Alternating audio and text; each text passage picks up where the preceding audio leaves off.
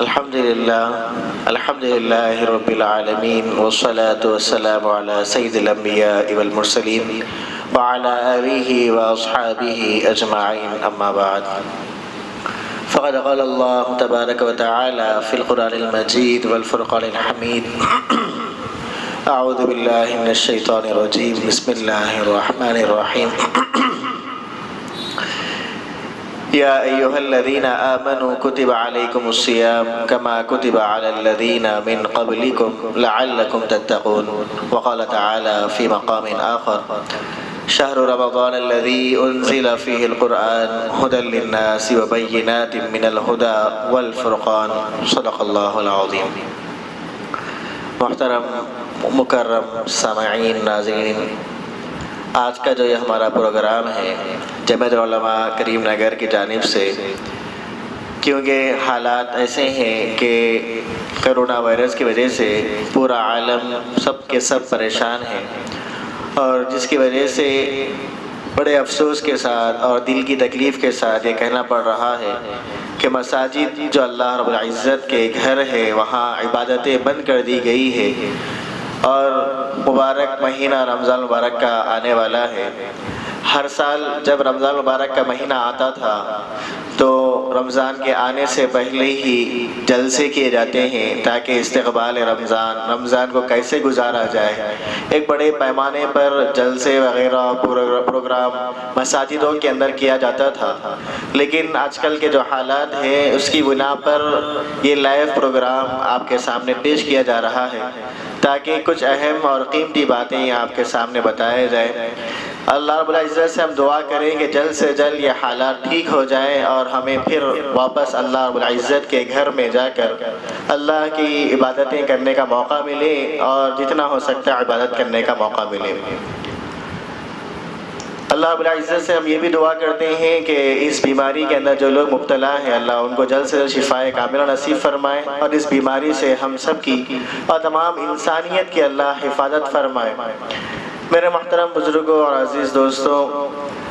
ابھی چند دن کے بعد رمضان مبارک کا مقدس مہینہ آنے والا ہے۔ رمضان مبارک کا مہینہ جیسا کہ ہر کوئی جانتا ہے بڑا فضیلتوں والا مہینہ، رحمتوں والا مہینہ،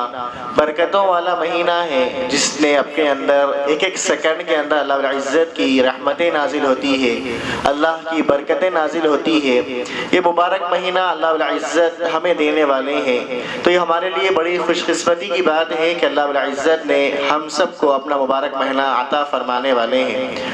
رمضان مبارک کا مہینہ آنے سے پہلے میرے اور آپ کے آقا محمد الرسول اللہ صلی اللہ علیہ وسلم کا معمول یہ تھا کہ اللہ کے رسول صلی اللہ علیہ وسلم رجب کے مہینے ہی سے دعائیں فرماتے تھے، اللہم بارک لنا فی رجب و شعبان وبلغنا رمضان، کہ اے اللہ مجھے رجب کی اور شعبان کے مہینے میں برکت دیجئے، میری عمر میں برکت دیجئے، اور مجھے رمضان تک پہنچا دیجئے۔ اللہ کے رسول صلی اللہ علیہ وسلم رمضان کا انتظار کیا کرتے تھے، اور جب شعبان کی آخری تاریخ ہوا کرتی تھی تو اللہ کے رسول صلی اللہ علیہ وسلم کا معمول یہ تھا کہ صحابہ اکرام کو جمع کرتے اور ایک عظیم خطبہ دیتے، اور اس خطبے کے اندر اللہ کے رسول نے ارشاد فرمایا، سلمان فارسی رضی اللہ تعالیٰ عنہ راوی ہے، روایت کرتے ہیں کہ اللہ کے رسول صلی اللہ علیہ وسلم نے شعبان کے آخری تاریخ میں صحابہ اکرام کو جمع فرمایا، اور جمع فرما کر صحابہ اکرام کو رمضان کی فضیلت اور رمضان کا استعمال کیسے کیا جائے اس کی اہمیت کے سلسلے میں اللہ کے رسول صلی اللہ علیہ وسلم نے صحابہ اکرام کو سمجھایا، ایک عظیم خطبہ دیا، اور اس خطبے کے اندر اللہ کے رسول صلی اللہ علیہ وسلم نے ارشاد فرمایا کہ اے لوگوں، اے میرے صحابہ، تم پر ایک عظیم مہینہ، ایک بڑا برکتوں والا مہینہ آنے والا ہے، اور اس مبارک مہینے میں اللہ العزت کی طرف سے برکتیں نازل ہوتی ہے، رحمتیں نازل ہوتی ہے، اور اللہ کے رسول نے ارشاد فرمایا کہ اس مہینے کے اندر اللہ العزت نے روزے کو فرض فرمایا ہے اور تراویح کو سنت قرار دیا ہے، اور ایسے ہی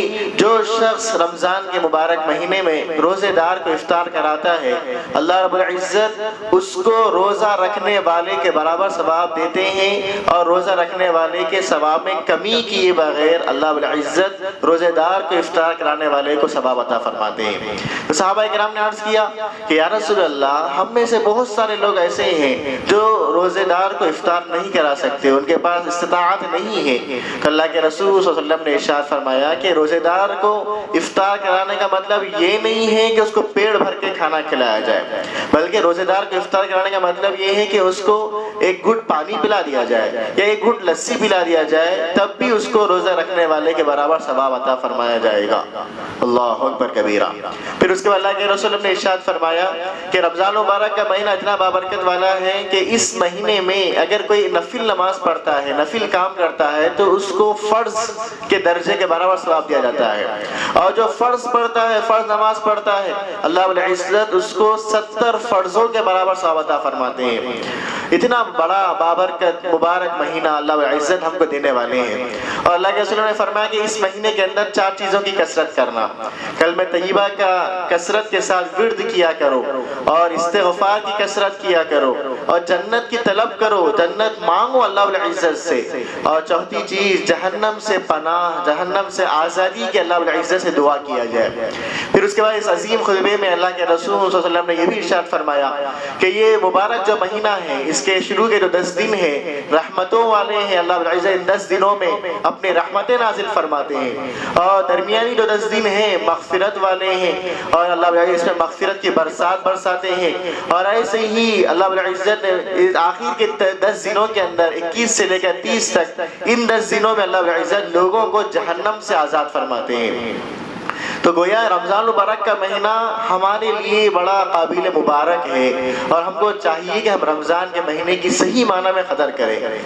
پہلے کیا دور الگ تھا اور اب کے حالات الگ ہیں۔ گزشتہ سالوں میں ہم رمضان کا مہینہ ہوتا تھا، گھروں میں رہنے کے بجائے ہم گھر سے نکل کر مساجد میں جا کر 5 وقت کی نمازوں کی پابندی کیا کرتے تھے، اور مسجد میں ہی رہ کر اپنا وقت عبادتوں میں گزارا کرتے تھے، تلاوت میں اور عبادتوں میں، ذکر و تلاوت میں گزارا کرتے تھے۔ لیکن آج کل کے جو حالات اس بیماری کی وجہ سے ہو چکے ہیں، تو آج حکومت کی طرف سے اور اپنی صحت کی حفاظت کے لیے گھروں میں ہی رہ کر عبادت کرنے کے لیے کہا گیا ہے۔ لہذا اب ہم کو الگ ڈبل محنت کرنے کی ضرورت ہے، غفلت سے بچنے کی ضرورت ہے۔ ہم اپنے گھروں میں رہ کر رمضان کو بہترین طریقے سے گزار سکتے ہیں، اور رمضان مبارک کا مہینہ بڑا عظمتوں والا، فضیلتوں والا، اس کے بارے میں ہم اندازہ لگائے نہیں جا سکتا، اندازہ نہیں لگا سکتے کہ رمضان کا کتنا بڑا بابرکت مہینہ ہے۔ رمضان کے جو الفاظ ہیں اللہ رب العزت نے ان الفاظ میں بھی کتنی گہرائیت اور کتنی معنویت رکھی ہے۔ علماء کرام جو بڑے علماء کرام ہیں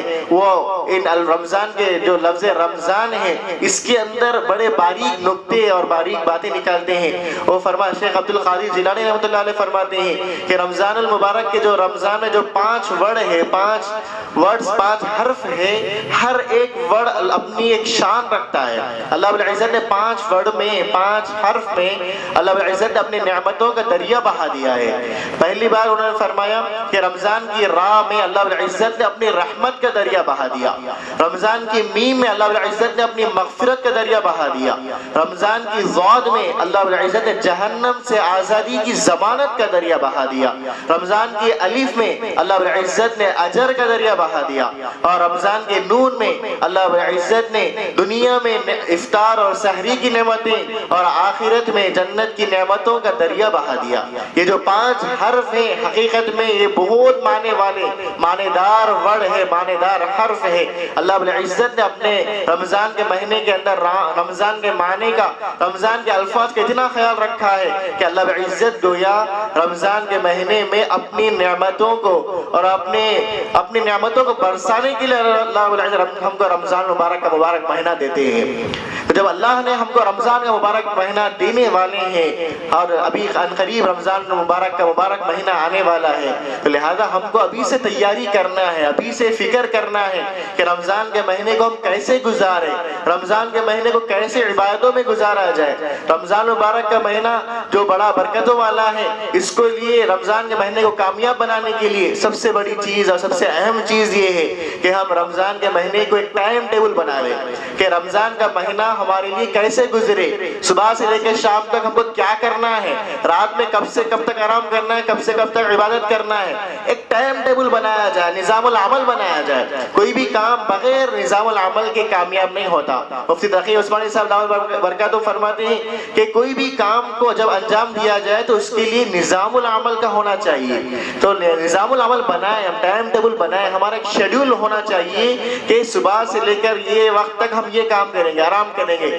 اس وقت سے لے کر اس وقت تک ہم قرآن کی تلاوت کریں گے، اس وقت سے لے کر اس وقت تک گھر کے ضروری کام ہیں جا کر ضروری جو اشیاء ہے، ضروری جو سامان ہے وہ سامان لا کر ہم گھر پہ رکھ دیں گے، تھوڑا آرام بھی کریں گے، تھوڑا تلاوت بھی کریں گے، دعا بھی کریں گے، استغفار بھی کریں گے۔ اس طریقے سے نظام العمل بنا کر اگر ہم اپنے رمضان کو گزاریں گے تو یہ رمضان مبارک کا مہینہ ہمارے لیے مغفرت کا ذریعہ بنے گا، رمضان کی پوری نعمتوں سے ہم مستفید ہونے والے بنیں گے۔ تو لہذا رمضان المبارک کا مہینہ گزارنے کے لیے سب سے بہترین طریقہ یہ ہے کہ ہم رمضان کا مہینہ آنے سے پہلے ایک ٹائم ٹیبل، ایک شیڈول بنا لیں کہ ہم کو کیا کیا کرنا ہے، کون سے وقت میں کیا کام کرنا ہے، اس طریقے سے رمضان مبارک کو گزارا جائے۔ اور دوسری چیز،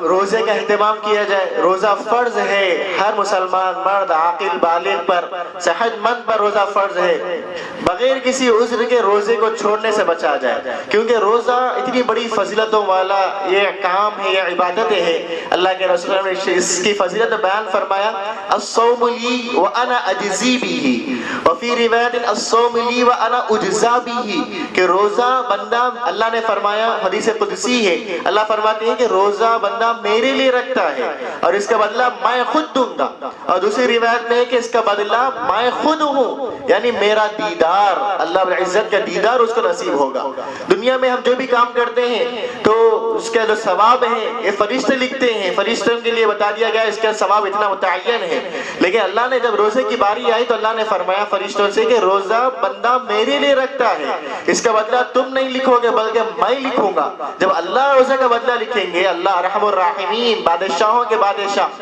تو اس کا ثواب کتنا بڑا بڑا کر لکھیں گے۔ کیوں؟ بندہ روزہ میرے لیے، اللہ رب العزت نے جو فرمایا، اس کا مطلب یہ ہے کہ بندہ جب روزہ رکھتا ہے تو اللہ نے فرمایا کہ میرے لیے رکھتا ہے، کیونکہ روزے میں ریاکاری نہیں ہوتی، دکھلاوا نہیں ہوتا۔ دنیا کے دوسرے جو عبادتیں ہیں، دین کی دوسری جو عبادتیں ہیں، ہر کام میں، ہر عبادت میں ریاکاری ہو سکتی ہے۔ نماز پڑھ رہے ہیں، ریاکاری ہو سکتی ہے، زکوٰۃ دے رہے ہیں، ریاکاری ہو سکتی ہے کہ لوگ مجھے پیسے والا سمجھے، لوگ مجھے نمازی سمجھے، لوگ مجھے سخی سمجھے، اور سخاوت ہے میں سب سے بڑا آدمی ہوں، سخی ہوں، یہ سمجھے۔ ہر کام میں ریاکاری ہو سکتی ہے، دکھلاوا ہو سکتا ہے، لیکن روزہ ایک ایسا عمل ہے کہ اس میں ریاکاری ہرگز نہیں ہو سکتی۔ کیوں؟ اس لیے کہ اس کا اندازہ اس طریقے سے ہم لگا سکتے ہیں کہ مثال کے طور پہ جب روزے دار روزے کی حالت میں وضو کرتا ہے، وضو کرنے میں جب وہ اپنا پانی ہاتھ میں لے کر کلی کرنے کے لیے اپنے حلق میں ڈالتا ہے، گرمی کی شدید حالت ہے، شدید تقاضا ہے کہ پانی حلق سے نیچے اتار لیا جائے، اگر وہ پانی منہ میں لینے کے بعد آدھا پانی کلی کر دے،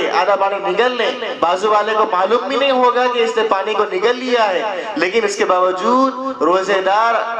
بھوکا رہنے کے باوجود، دھوپ کی شدت رہنے کے باوجود، وہ اپنے منہ میں پانی لے کر بس اللہ کے ڈر سے وہ یہ سوچتا ہے لوگ دیکھیں یا نہ دیکھیں، لوگوں سے مجھے کوئی پرواہ نہیں ہے، لیکن میرا اللہ، میرا پروردگار دیکھ رہا ہے، یہ سوچ کے روزے دار سخت گرمی کے حالت میں بھی وہ اپنے منہ میں پانی لے کر پھر کلی کر دیتا ہے۔ تو یہ اس کا یہ عمل، روزے دار کا یہ عمل بتاتا ہے کہ روزہ جو رکھتا ہے بندہ وہ اللہ رب العزت کے لیے رکھتا ہے، لوگوں کے دکھلانے کے لیے نہیں رکھتا۔ اس لیے اللہ نے فرمایا کہ اس کا بدلہ میں خود دوں گا، روزے کا بدلہ میں خود ہوں، اللہ کا دیدار ہم کو نصیب ہوگا۔ کتنی بڑی فضیلت کی بات ہے کہ اللہ رب العزت کا دیدار ہم کو نصیب ہو رہا ہے۔ بس صبح سے لے کر شام تک روزے کے تقاضے ہیں، اس کے ساتھ ہم روزے کو گزاریں گے تو ہمارے لیے کتنی بڑی ثواب، کتنی بڑی فضیلت ہم کو مل رہی ہے۔ روزے کا مطلب بعض لوگ سمجھتے ہیں صبح سے لے کر شام تک بھوکا رہنا ہے، اور اس کے بعد چاہے ہم اپنے آنکھوں سے فون میں گناہ کرتے رہیں، اپنے کانوں سے گانے سنتے رہیں، اور صبح سے لے کر شام تک آرام کرتے رہیں، روزے دار کا سونا بھی عبادت سمجھ کر، ہرگز نہیں۔ روزے کا مطلب یہ ہے کہ روزہ جب انسان رکھتا ہے تو اس کا ہر عضو کو گناہ سے بچانا، یہ روزے کا مطلب ہے۔ ہمارے آنکھ سے کوئی گناہ کا کام ہم نہ دیکھیں، گناہ کی چیز نہ دیکھیں، ہمارے کان سے کوئی گناہ کرنے والے اور نقصان دینے والے نافرمانی کے کام، نافرمانی کے باتیں، گناہوں سے اپنے کان سے نہ سنیں، غیبت، چغلی اور ایسے ہی دوسرے جو گناہ ہیں وہ کانوں کو اپنے محفوظ رکھیں، اور ایسے ہی زبان سے کسی کی غیبت نہ کریں۔ روزہ دار جب روزہ رکھتا ہے تو اپنی زبان کی حفاظت کرے، اپنے ہاتھوں سے کوئی گناہ نہ کرے، غلط راستے پہ نہ جائے، پیروں سے گناہ نہ کرے۔ اس طریقے سے انسان کا پورا جسم روزہ رکھتا ہے۔ جب ہم روزہ رکھتے ہیں، ہم اپنے پورے اعضاء کو اگر ہم گناہوں سے بچاتے ہیں، تب جا کر ہمارا یہ روزہ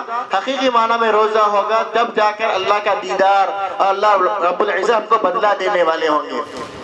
لیکن اگر ہم صرف صبح سے لے کر شام تک بھوکے رہیں، پیاسے رہیں اور پورے گناہ کے کام کرتے رہیں، فون میں اپنے وقت کو ضائع کرتے رہیں اور گانے اور فلم وغیرہ دیکھتے رہیں، تو یہ روزہ اللہ کے نزدیک قابل قبول ہرگز نہیں ہوگا۔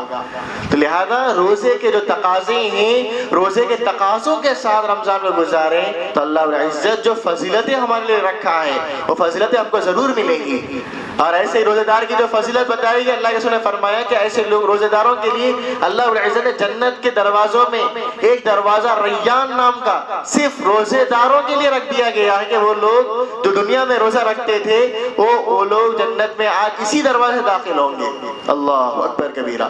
تو اللہ رب العزت ہم کو ثواب دینا چاہ رہے ہیں، اللہ رب العزت ہم کو رمضان دے رہے ہیں کہ بندہ عبادت کرے، روزوں کا اہتمام کرے، صحیح معنی میں روزہ رکھے۔ لیکن اگر ہم صرف بھوکے رہیں، پیاسے رہیں اور تمام گناہ کے کام کرتے رہیں، تب جا کر یہ روزہ حقیقی روزہ نہیں ہو سکتا۔ ایسے ہی رمضان کی جو اہم ترین عبادتیں ہیں تراویح ہے، تراویح کا اہتمام کیا جانا چاہیے۔ پہلے زمانے میں گزشتہ سالوں میں ہمارا جو رمضان ہوتا تھا وہ مسجدوں میں اور ایسے ہی فنکشن ہال میں اور جیسی سہولت ہوا کرتی تھی، اجتماعیت کے ساتھ ہم تراویح کا اہتمام کیا کرتے تھے۔ لیکن حالات کچھ ایسے ہو چکے ہیں جس کی وجہ سے آج ہم مسجدوں کے اندر تراویح نہیں پڑھ سکتے اور ایسے ہی تمام لوگ مل کر تراویح کا اہتمام نہیں کر سکتے۔ تو ایسے طریقے میں اس وقت میں حکومت کی طرف سے اور علماء کرام، مختلف مکتب فکر کے علماء کرام کی طرف سے یہ اپیل ہے کہ ہم اپنے اپنے گھروں میں تراویح کا اہتمام کریں، اپنے اپنے گھروں میں ہی نماز تراویح کی فکر کریں، باہر نکل کر تمام لوگ 4 5 10 لوگ مل کر تراویح پڑھنے سے احتیاط کریں۔ تو لہذا اب اس وقت میں یہ جو رمضان ہمارا آنے والا ہے، اس رمضان میں جو تراویح پڑھنا ہے وہ ہم کو 20 رکعت پوری مکمل پڑھنا ہے۔ لہذا اس کے لیے کوشش کرنا ہے۔ اور خوش قسمت ہے وہ لوگ جن کے گھروں میں حافظ قرآن ہیں، جنہوں نے اپنے اولاد کو حافظ بنایا ہے۔ وہ لوگ میں سمجھتا ہوں کہ اس وقت میں وہ لوگ فخر محسوس کر رہے ہیں کہ اللہ الحمدللہ ہم نے اپنے ایک بچے کو حافظ بنایا ہے، اب ہم کو تراویح کی کوئی پریشانی نہیں ہے، ہمارا بچہ تراویح پڑھائے گا، ہم تراویح میں ہم اپنے بچے کے پیچھے اقتدا کریں گے۔ لیکن جن کے گھر میں حافظ قرآن نہیں ہے ان کے لیے بھی پریشانی اور تکلیف کی بات نہیں ہے، وہ لوگ اپنے گھروں میں جو ان کو سورہ یاد ہے ان سوروں کو تراویح کے اندر پڑھا کریں۔ اگر ان کو سورہ یاسین بڑے بڑے سورے یاد ہیں، وہ سوروں کو تھوڑا تھوڑا کر کے 20 رکعتوں میں پڑھا جائے۔ اگر یہ بھی یاد نہ ہو تو کم از کم 10 سورے یاد کرنے کی ہم فکر کرنا ہے، 10 سورے رمضان سے پہلے یاد کرنا ہے، 20 سورے یاد کیا جائے، 20 سورے یاد کریں تاکہ ہر رکعت میں ایک ایک سورہ ہم پڑھ سکیں۔ اگر 20 سورے یاد نہیں ہو سک رہے ہیں تو اس صورت بدرجہ مجبوری کم از کم 10 سورے تو یاد کریں تاکہ 10 رکعت میں 10 سورے پڑھیں، پھر اگلی 10 رکعت میں پھر وہی سوروں کو پڑھا جائے۔ اور تراویح کو چھوڑنے سے خدا کے واسطے اپنے آپ کو بچائیں۔ گھر میں ہیں آرام سے اپنا وقت نکال کر ٹائم ٹیبل بنا کر گھر میں تراویح کی فکر کریں۔ اب آپ کو تھوڑا سا محنت کرنا پڑے گا، اب نفس بہکانے کی وجہ سے کہیں ایسا نہ ہو کہ غفلت میں تراویح کی نماز کو ہم چھوڑ دیں، ایسا ہرگز نہ کریں، بلکہ 20 رکعت تراویح ہم آسانی کے ساتھ پڑھنے کی فکر کریں، اپنے گھر والوں کی بھی فکر دلائیں، گھر والوں کو بھی نماز تراویح کی فکر اور پابندی کرنے کی فکر کرائیں۔ اور دوسری بات یہ ہے کہ رمضان مبارک کا جو مہینہ ہے ایک نیکیوں کا سیزن ہے، نیکیاں کمانے کا سیزن ہے۔ اور عام طور سے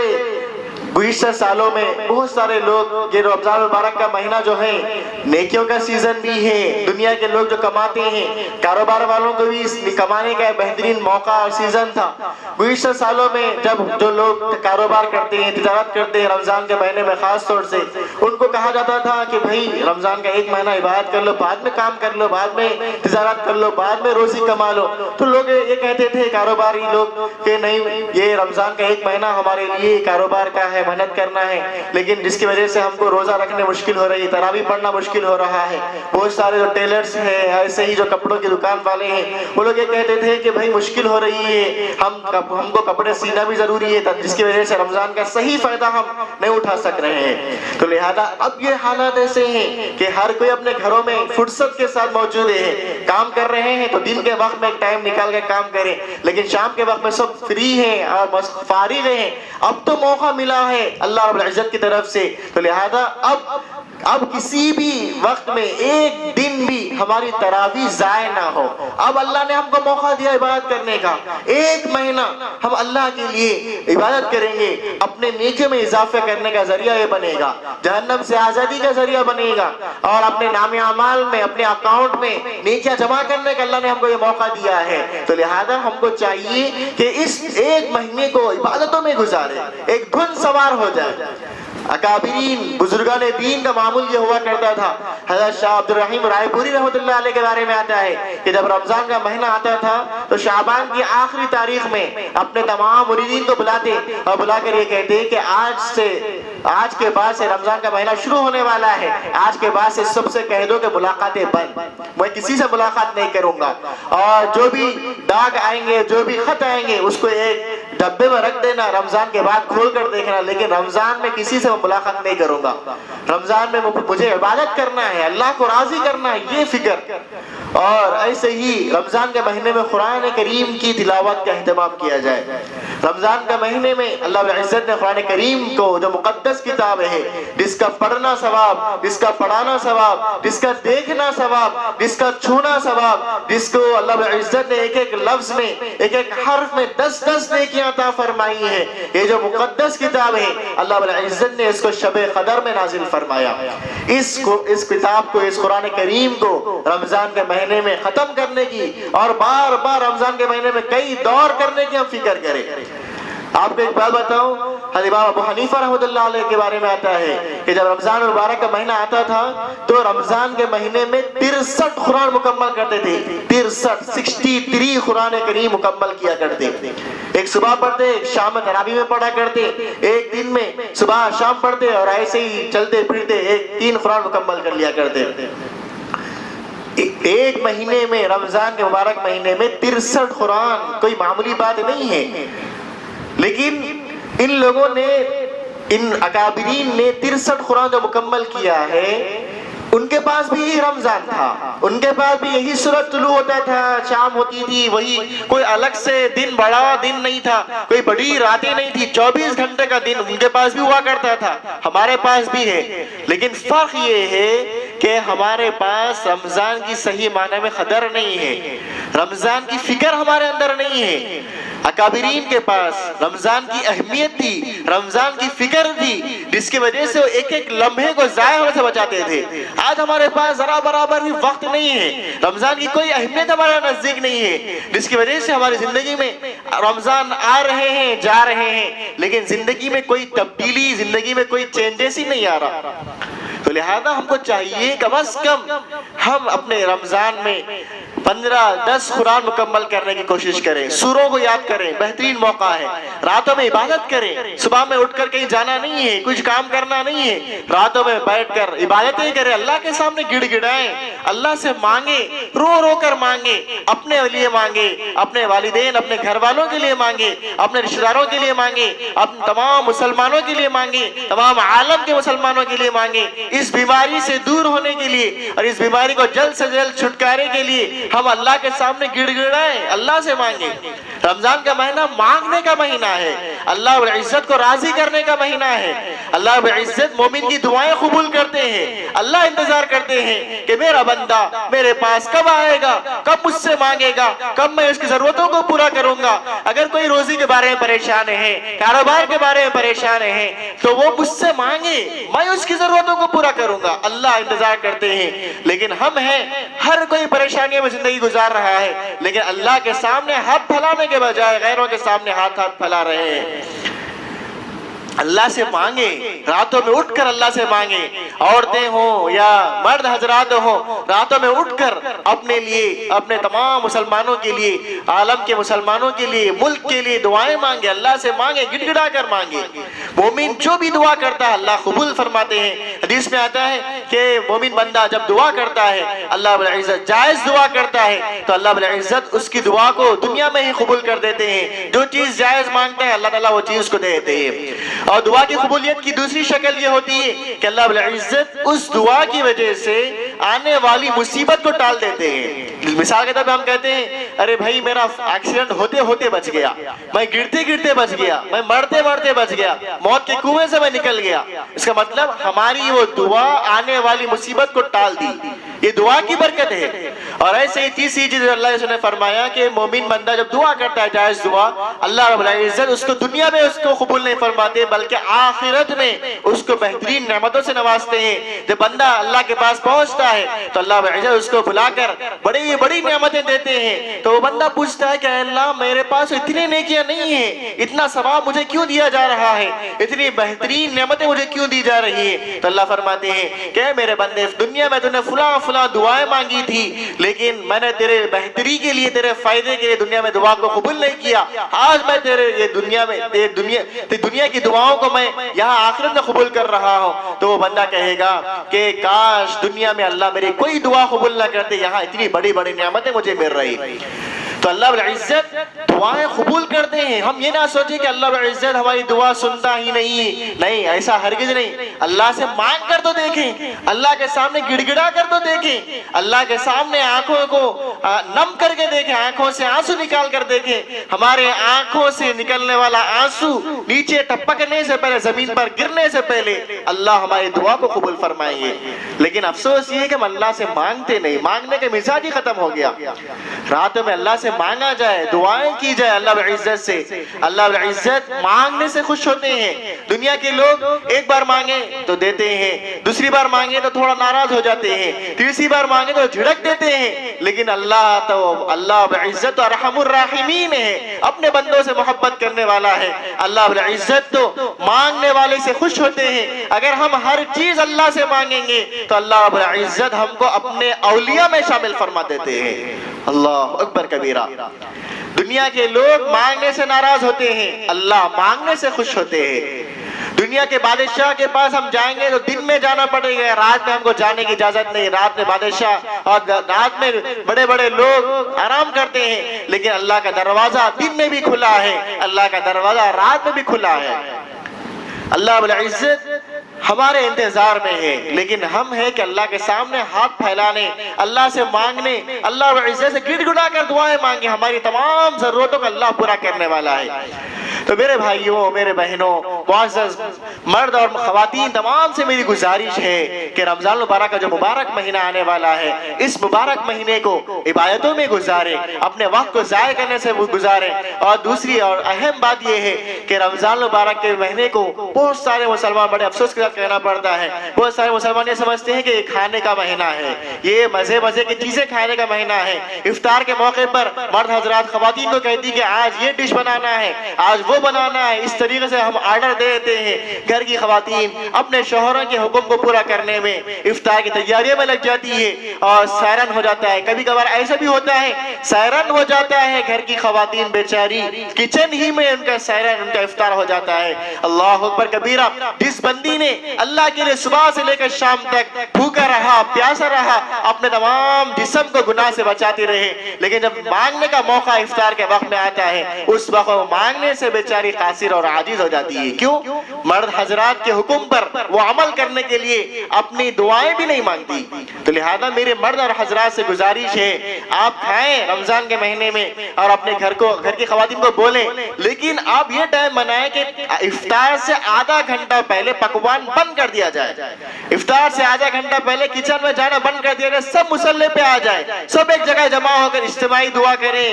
انفرادی دعائیں کریں، اللہ سے مانگیں، دعائیں مانگنے کے لیے کو ٹائم دیا جائے۔ یہ مہینہ کھانے پینے کا نہیں ہے، یہ مہینہ نیکیاں جمع کرنے کا، یہ مہینہ مغفرت کرا لینے کا، یہ مہینہ جہنم سے آزادی کا، اپنے اللہ کو راضی کرنے کا یہ مہینہ ہے۔ لیکن ہم اس کو الٹا سمجھتے ہیں. لہذا میرے بھائیوں آپ سے گزارش ہے کہ رمضان کے مہینے میں آپ بھی عبادت کریں، اپنے گھر کی خواتین کو بھی عبادت میں لگائیں. رمضان مبارک کا مہینہ اللہ نے ہم کو دیا ہے، اگر ہم نے اس کی صحیح معنی میں قدردانی نہیں کی تو حدیث میں سخت سے سخت وعید اللہ کے رسول نے بیان فرمائی. حدیث میں آتا ہے کہ صحابہ اکرام فرماتے ہیں کہ ایک مرتبہ اللہ کے رسول صلی اللہ علیہ وسلم جمعہ کا خطبہ دینے کے لیے ممبر پر چڑھ رہے تھے. پہلے سیڑھی پر قدم رکھا تو آپ نے فرمایا آمین، دوسری سیڑھی پر قدم رکھا تو آپ نے فرمایا آمین، تیسری سیڑھی پر قدم رکھا تو آپ نے فرمایا آمین. صحابہ اکرام تعجب میں پڑ گئے کہ کبھی اللہ کے رسول نے ممبر پر چڑھتے ہوئے آمین نہیں کہا، آج آمین کیوں کہہ رہے، اس کی وجہ کیا ہے؟ جب نماز سے فارغ ہوئے تو صحابہ اکرام نے اللہ کے رسول سے پوچھا کہ یا رسول اللہ آج ہم نے ایک عجیب چیز دیکھی ہے کہ آپ نے ممبر پر چڑھتے ہوئے آمین کہا، کیوں کہا، اس کی وجہ کیا ہے؟ تو اللہ کے رسول صلی اللہ علیہ وسلم نے ارشاد فرمایا میرے پاس جبرائیل السلام آئے تھے اور کہنے لگے کہ یا رسول اللہ وہ انسان ہلاک و برباد ہو جائے جس کو رمضان کا مہینہ ملا اور اس نے اپنی مغفرت نہ کرا لے. تو میں نے کہا آمین. پھر دوسری سیڑھی پر میں نے قدم رکھا تو اللہ کے جبرائیل السلام نے کہا اور بددعا دی کہ اے اللہ کے رسول ہلاک و برباد ہو جائے وہ انسان جب آپ کا نام لیا جائے وہ درود نہ پڑے، وہ انسان ہلاک ہو جائے. تو میں نے کہا آمین. جب میں تیسری سیڑھی پر قدم رکھا تو جبرائیل علیہ السلام نے بددعا دیتے ہوئے کہا کہ یا رسول اللہ ہلاک و برباد ہو جائے وہ انسان جس کو بڑھاپے کی عمر میں ان کے والدین ان کو ملے تھے لیکن بڑھاپے میں اپنے والدین کی خدمت کر کے وہ اپنے آپ کو جنت کا مستحق نہ بنا لیا ہو، وہ انسان ہلاک و برباد ہو جائے. تو میں نے کہا آمین. اللہ اکبر کبیرہ. اس سے ہم کو اندازہ لگانا چاہیے کہ بددعا دینے والے کون ہیں، بددعا پر آمین کہنے والی ذات کون ہے. بددعا دینے والے تمام فرشتوں میں سردار فرشتے حضرت جبرائیل علیہ السلام ہیں، اور اس بددعا پر آمین کہنے والے تمام نبیوں کے سردار، تمام رسولوں کے سردار میرے اور آپ کے آقا حضرت محمد رسول اللہ صلی اللہ علیہ وسلم کی ذات گرامی اس پہ آمین کہہ رہی ہے. تو اندازہ لگائے کہ اس انسان کی ہلاکت میں، اس انسان کی بربادی میں ذرا برابر شک و شبہ ہی نہیں. تو لہذا اگر رمضان کے مہینے کو ہم نے غفلتوں میں گزار دیا، اپنے وقت کو ضائع کرنے میں گزار دیا، بیکار کے چیزوں میں اپنے وقت کو گزار دیا، تو یاد رکھنا چاہیے کہ اس وعید میں ہم بھی شامل ہو جائیں گے. تو لہذا ہم کو چاہیے، ہم کو جو اللہ عزت رمضان مبارک کا جو مہینہ دینے والے ہیں، تو لہذا آج جمعیت العلماء کی طرف سے آپ کو یہ اپیل کی جا رہی ہے آنے والے رمضان کو ہمارے لیے قیمتی بنائیں. آنے والے رمضان کو روزے کا اہتمام کیا جائے، تراویح کا اہتمام کیا جائے، دعاؤں کا اہتمام کیا جائے، اور اپنے تمام دن اور رات میں عبادتوں میں گزارنے کی فکر کی جائے. وقت کو ضائع کرنے سے، ادھر ادھر کی باتیں کرنے سے، غیبتوں سے، چغل خوریوں سے، خدا کے واسطے فونوں میں اپنے وقت کو ضائع کرنے سے، اور ایسے گیمز کھیلنے میں نوجوان بچے، بہت سارے نوجوانوں کو دیکھنے میں آتا ہے کہ وہ بیٹھے ہوئے ہیں فونوں میں گیم کھیلنے میں لگے ہوئے ہیں. رمضان کا مہینہ بھی ایسے ہی کھیلوں میں گزر جاتا ہے. میرے نوجوان دوستوں یہ موقع ہے، آپ میں سے بہت سارے لوگ ایسے ہوں گے جو پڑھائی مکمل کیے ہوئے ہیں، روزی کی فکر میں ہیں، یہ موقع ہے اللہ سے مانگنے کا، روزی مانگنے کا. آپ میں سے بہت سارے لوگ قرضے کے سلسلے میں پریشان ہوں گے، آپ کو موقع ہے قرضوں کی ادائیگی کے لیے اللہ سے مانگنے کا. یہ رمضان مانگنے کا مہینہ ہے، دعائیں کرنے کا مہینہ ہے، اللہ کو راضی کرا کے اپنی مغفرت کرانے کا اللہ رب العزت نے ہم کو یہ موقع دینے والے ہیں. تو لہذا اس کی ہم کو قدر کرنا چاہیے. اللہ تعالیٰ سے دعا ہے اللہ تعالیٰ جو باتیں بتائی گئی کہنے والے کو، سننے والوں کو اس پر عمل کرنے کی توفیق نصیب فرمائے، اور رمضان مبارک کا مہینہ ہمارے لیے قیمتی بنائے، مغفرت کا ذریعہ بنائے. اور اللہ رب العزت یہ جو وبا پھیلی ہوئی ہے، بیماری پھیلی ہوئی ہے، اللہ جلد سے جلد اس بیماری کو دور فرما دیجئے، اور ہمارے لیے پھر مسجدوں کو جانا، پھر مسجدوں میں عبادت کرنا آسان فرمائے. وآخر دعوانا الحمدللہ رب العالمین.